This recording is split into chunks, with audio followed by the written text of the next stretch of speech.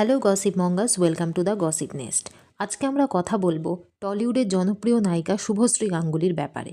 দুটো পরপর ব্লকবাস্টার দেওয়ার পরেও কেন তাকে নিয়ে সিনেমা বানাতে অনীহা ছিল তৎকালীন বিগেস্ট প্রোডাকশন হাউস এসভিএফ এর।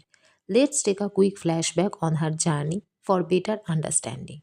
২০০৬ সালে আনন্দলোক নায়িকার খোঁজে নামক একটি টেলিভিশন রিয়েলিটি শোতে পার্টিসিপেট করেন শুভশ্রী এবং উইনার ক্রাউন জিতে নেন। এরপর তিনি অ্যাজ আ মডেল কাজ শুরু করেন এবং ২০০৮ সালে মাটে তা লাভ হেলারে নামক একটি উড়িয়া ছবি দিয়ে ফিল্ম ইন্ডাস্ট্রিতে ডেবিউ করেন। After that she made her debut in Bengali film industry with the film called Pitribhumi এবং সেখানে একটি সাপোর্টিং রোলে অভিনয় করেন। শুভশ্রীর কেরিয়ারে বিগ ব্রেক নিয়ে আসে চ্যালেঞ্জ। রাজ চক্রবর্তীর পরিচালনায় এসভিএফ এর প্রযোজনায় দেবের বিপরীতে অভিনয় করেন তিনি। চ্যালেঞ্জের তুমুল সাফল্যের পর রাতারাতি দর্শকের নয়নের মণি হয়ে ওঠে দেব শুভশ্রী। জিৎ কোয়েলের পর বাংলা সিনেমা পায় এক নতুন জুটি। এরপর পরাণ যায় জ্বলিয়ারে ছবিতে আবার জুটি বাঁধেন দেব এবং শুভশ্রী। এসভিএফ প্রযোজিত রবি কিনাগি পরিচালিত এই ছবিটিও রাতারাতি ব্লকবাস্টার হয়ে যায় এবং একই সঙ্গে শুভশ্রী হয়ে ওঠেন টলিউডের প্রথম সারির নায়িকাদের মধ্যে একজন। তার সঙ্গেই দেব শুভশ্রীর সম্পর্ক নিয়ে মিডিয়ায় শুরু হয় তুমুল চর্চা। পরপর দুটি ব্লকবাস্টার দিয়ে দেব শুভশ্রী হয়ে ওঠেন টলিউডের হটেস্ট কাপল। এরই মধ্যে তাদেরকে একসঙ্গে বিভিন্ন জায়গায় দেখা যেতে শুরু করে। প্রেমের গুঞ্জনে শিলমোহর দেন শুভশ্রী নিজেই। দুজনে একসঙ্গে পাবলিক অ্যাপিয়ারেন্স, মিডিয়ায় ইন্টারভিউ দিতে শুরু করেন। যদিও তারা কেউই সরাসরিভাবে তাদের সম্পর্ক স্বীকার করেননি, তবু তাদের রিলেশনশিপ ছিল ইন্ডাস্ট্রির সবচেয়ে বড় ওপেন সিক্রেট। কিন্তু এরপরই শুরু হয় সমস্যা। পরপর দুটি ব্লকবাস্টার দেওয়ার পরও এবং দর্শকের পছন্দের নায়িকা হওয়া সত্ত্বেও কোনো এক অজ্ঞাত কারণে শুভশ্রীকে কোনো সিনেমা অফার করা হয় না এসভিএফ এর তরফ থেকে। অথচ সেই সময় তার সমসাময়িক নায়িকারা কোয়েল, শ্রাবন্তী একের পর এক সিনেমার অফার পাচ্ছিলেন। পরবর্তীকালে শুভশ্রী একটি সাক্ষাৎকারে জানিয়েছিলেন এসভিএফ এর সঙ্গে তার এক্সক্লুসিভ কন্ট্রাক্ট ছিল। এই এক্সক্লুসিভ কন্ট্রাক্ট হলো কোনো প্রোডাকশন হাউস কোনো অ্যাক্টর বা অ্যাক্ট্রেসের সঙ্গে পরপর ৩টি ছবি করার শর্তে চুক্তিবদ্ধ হয়। কিন্তু সেই চুক্তিতে কন্ডিশন থাকে এই যে পরপর ৩টি ছবি যতক্ষণ না কমপ্লিট হচ্ছে ততক্ষণ সেই অ্যাক্টর বা অ্যাক্ট্রেস অন্য কোনো প্রোডাকশন হাউসের সাথে ছবি করতে পারবে না। অ্যাক্টর অ্যাক্ট্রেসদের সঙ্গে এরকম কন্ট্রাক্ট বলিউডের প্রোডাকশন হাউসগুলিও করে থাকে, যেমন ইয়াশরাজ ফিল্মস।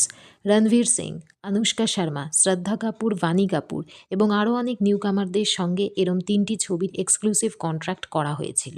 এই ধরনের চুক্তিতে প্রধান সমস্যা এটাই হয় যে ছবির অফার কখন কাকে দেওয়া হবে সেটা পুরোপুরি ডিপেন্ড করে প্রোডাকশন হাউসের ওপর।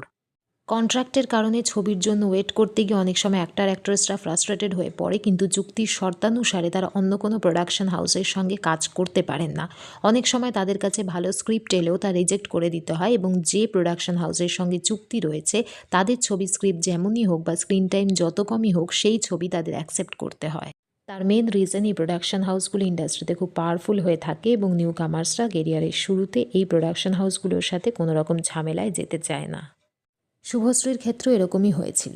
চ্যালেঞ্জের আগে এসভিএফ এর সঙ্গে শুভশ্রীর একটা এক্সক্লুসিভ কন্ট্রাক্ট হয় যেখানে তাদের ৩টি ছবির চুক্তি হয়েছিল। সেই মতো পরপর দুটো ছবির অফার তাকে দেওয়া হয়, চ্যালেঞ্জ এবং পরাণ যায় জ্বলিয়ারে। দুটি ছবি রিলিজ হয় ২০০৯ সালে এবং তুমুল সাফল্য পায়। এরপর বহুদিন শুভশ্রীকে এসভিএফ এর তরফ থেকে কোনো ছবি অফার করা হয়নি। শুভশ্রীর পরের ছবি রোমিও আবারও দেবের বিপরীতে রিলিজ হয় ২০১১ সালে, ২ বছর পর। প্রায় দীর্ঘ ২ বছর তার হাতে কোনো কাজ ছিল না। অথচ সেই সময় তার সমসাময়িক নায়িকারা চুটিয়ে ছবিতে কাজ করে যাচ্ছিলেন। শুভশ্রীর পরপর দুটি ব্লকবাস্টার অনেক নায়িকাদেরই রাতের ঘুম উড়িয়ে দিয়েছিল। মনে করা হয় যে ইন্ডাস্ট্রিতে এসভিএফ এর স্ট্রং হোল্ড থাকায় এবং সুরিন্দর ফিল্মসের কর্ণধার নিসপাল সিংয়ের সঙ্গে একজন অত্যন্ত জনপ্রিয় নায়িকার ঘনিষ্ঠ সম্পর্কের জেরেই অনেক এসভিএফ এর সিনেমা থেকে বাদ পড়তে হয় শুভশ্রীকে। ইন্ডাস্ট্রিতে সেই সময় শ্রী ভেঙ্কটেশ ফিল্মসেরই রমরমা চলছে। তাদের মনোপলি এবং ফেভারিটিজম অর্থাৎ পক্ষপাতিত্বের কারণে এসভিএফ ঘনিষ্ঠ নন এমন অনেক মানুষের পক্ষে ইন্ডাস্ট্রিতে কাজ করা মুশকিল হয়ে পড়েছিল। ভেঙ্কটেশ ফিল্মসের কর্ণধার শ্রীকান্ত মোহতা এবং মহেন্দ্র সোনির পক্ষপাতিত্বের জেরে অনেক সিনেমা থেকে সরিয়ে দেওয়া হয়েছিল শুভশ্রীকে। অবশেষে ২ বছর পর রোমিও ছবিতে এসভিএফ এর সঙ্গে শেষবারের মতো কাজ করে শর্তমাফিক চুক্তি শেষ করেন তিনি। এরপর তাকে আর এসভিএফ এর কোনো ছবিতে বহু বছর দেখা যায়নি। তবে সম্প্রতি ২০২৩ সালে তিনি আবার এসভিএফ এর হইচইয়ের সঙ্গে একটি ওয়েব সিরিজ করেন যার নাম ইন্দুবালা ভাতের হোটেল।